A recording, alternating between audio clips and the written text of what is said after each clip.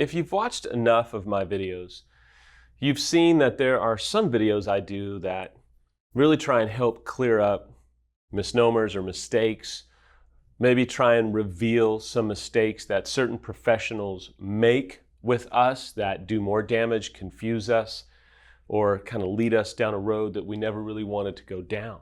I also like to do videos that really kind of help make sense out of things that you're trying to make sense out of but really can't.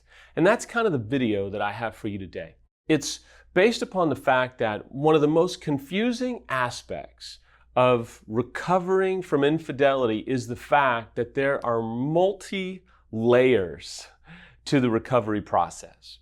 There just is. To think that it's a one and done, if you just do A, then everything's going to be great, it doesn't work that way. In fact, you can feel in repair work from infidelity like, oh man, things are going great. I feel like we've really arrived. Boom! Here comes a Mike Tyson punch to the side of your face that you never saw it coming.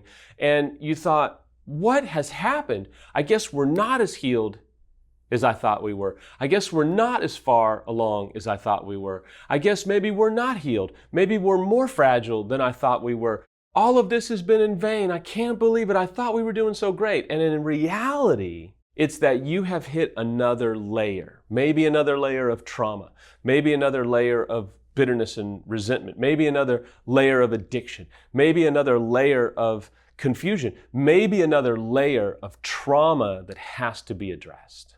I saw this meme the other day that said, midlife is like walking off the curb into the street being hit by an airplane. Like there's such a shock of just, what is happening? And anybody that's tried to save a relationship of significant proportion from infidelity has experienced that things are going well. I'm just going to walk into the street of joy and life and healing. Boom! Here comes an airplane at 300 miles an hour that I never saw coming, that it doesn't even make sense that an airplane would be in the street. What is going on? And I got to tell you, that is normal. See, it looks like this. You as a betrayed may be kind of moving down the road and you're kind of 2 or 3 years. Please don't use those as exact guideposts. It could be 5 years, it could be 6 months, I don't know, but you're walking along and you think, man, things are going pretty well, feel good. And then all of a sudden, you hit this point where you're like, man, I'm having all these flashbacks. I'm starting to feel these emotions. I'm starting to feel this anger and this animosity that I thought I had dealt with. What's going on? I thought I was healed. Wait a minute, let me stop you and say, you are actually graduating into another layer of healing, of restoration, of personal growth. Now, the caveat is, hold on, if you just found out new information or if there's been a relapse or something along those lines, that's not what's going on. You've been shell-shocked with new information. But when those things have not been present and you're moving along and you feel like there's great progress and then boom, 5 years, oh my gosh, it's all so fresh. What am I feeling? Well, you may be feeling the fact that you've graduated from this level into another level of healing that has to take place. Now, I can hear you betrayed going, so this is going to be like this for 5, 10, 20 years? No, we don't know. It depends upon your childhood. It depends upon what's going on inside of you, the trauma that you've been subjected to. It doesn't happen to everyone, but it does happen to a lot of people. You may be someone that says, okay, there's been infidelity. We've done some great work. We feel like we've healed. We feel like we've moved along pretty well. Things are going great, Sam. Now you're making me afraid. Well, that's why I'm telling you, it doesn't happen to everybody. Keep moving.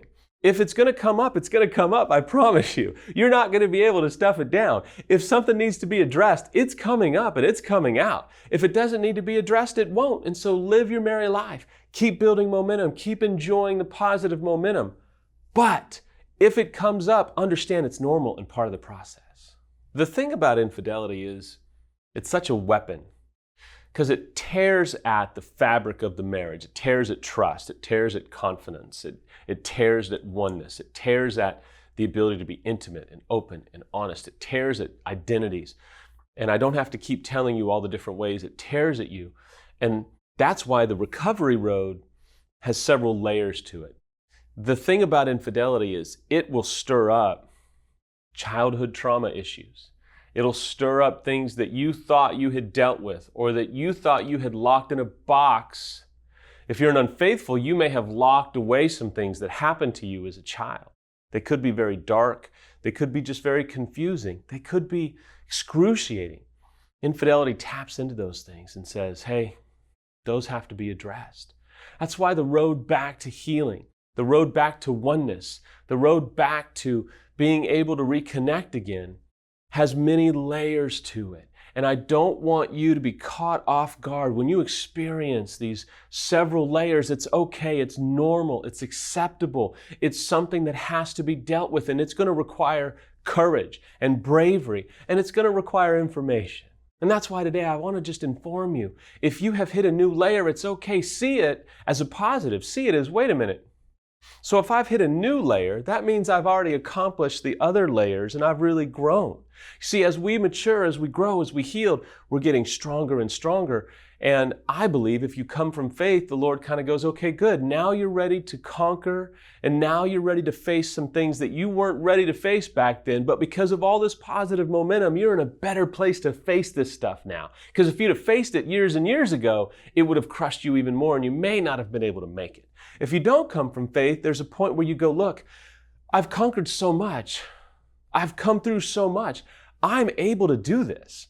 I can handle this. I can conquer this. I can face this. I've faced all these other battles. I can face this battle. I've made it this far. Who's to say I can't keep making it further and further along? I'm strong enough for this because I was strong enough for those things. I'm ready for this. You may say, okay, Sam, you've just kind of described where we're at or where I'm at. What do I do? Number one, you've got to have patience with yourself. Number one.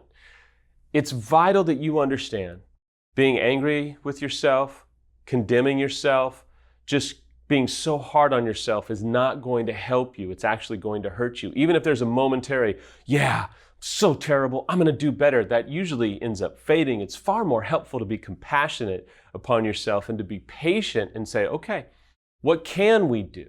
It's also important, number two, to be patient with your spouse or significant other if they are still in the equation. Trying to rush them will only backfire. Trying to push them will only backfire. Being patient yet, and here's number three, drawing and enforcing boundaries is absolutely essential. Being patient or compassionate does not mean that you tolerate the unfaithful spouse continuing to be in touch with the affair partner. It doesn't mean that you as an unfaithful tolerate maybe the betrayed spouse getting violent with you or physical with you. There's umpteen million examples, but you have to have boundaries and you have to enforce those boundaries. Number four, and this is more of a reminder, you didn't get here overnight, so to think that you're going to be able to just snap your fingers or just read a book and that you're going to arrive just isn't reality. It's going to take time. It's going to take some pretty significant work on your part to plow through this. If you've ever plowed a field, woo, child, it is hard. It takes work. It is drudgery. And if that soil is hard, it's even harder.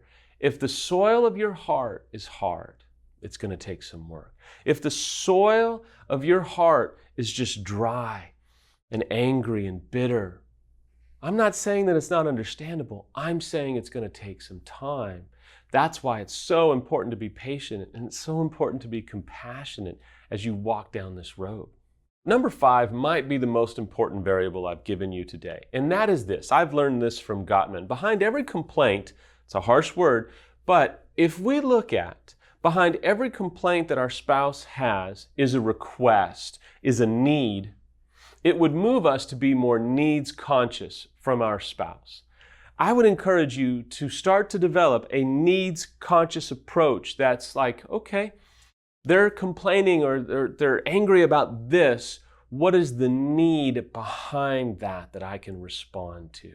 What is the need that I can look for? Maybe even asking a question that says, honey, what do you really need from me in that concern, that complaint, or you're angry? What is it that you need? Because I want to help you. I want to meet your needs. You might not be able to get that verbiage out. You might be able to say, okay, well, I know that you need something with this question, and so I want to meet that need. So here's the answer, but what do you feel like you need? Because if you need me to help you see that I'm willing and committed, then I want to help you with that. If you need me to know that you need distance and you need space and not to rush you, I'm good with that. But if you're an unfaithful, for example, look for the need that might be behind the complaint or the anger. If you're a betrayed, maybe look for the need that's behind the behavior that the unfaithful is exhibiting. Maybe it's a need for acceptance. Maybe it's a need for safety. Maybe it's a need for compassion. I don't know, but I guarantee you, for both of you, there is a need that's going on behind what might look like a complaint. As you tap into these layers, maybe you're in the middle of a new layer that you're just like, man, I never saw this coming. It's okay. Don't give up in that layer. Look at it as a graduation. Understand that you're going to get through it.